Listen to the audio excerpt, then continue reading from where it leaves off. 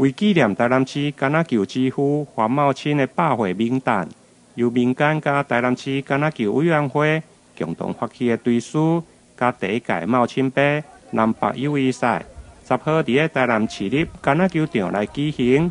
包括市长黄伟哲、议长郭信良拢亲自到场，并且为纪念碑来揭牌。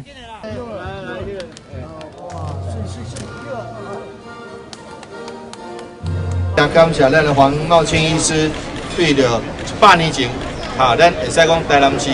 会使讲全国第一支橄榄球队，而且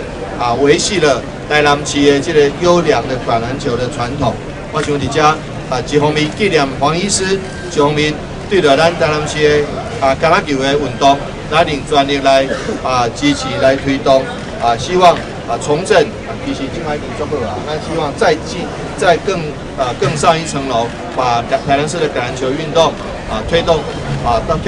另一个高峰。台南市橄榄球委员会表示，台南市第一粒橄榄球会用的讲是由黄茂清来带动，对1968年筹建专用的球场，民国59年市立橄榄球场完成启用。黄茂清带领台南市橄榄球35档，创下区运会橄榄球冠军16连霸的纪录。伫第一届的茂清杯南北友谊赛当中，有民间来捐赠橄榄球员的训练室，将原本废弃的空间打造成重训室，并且由市长来揭牌启用。台南新闻林根采访报道。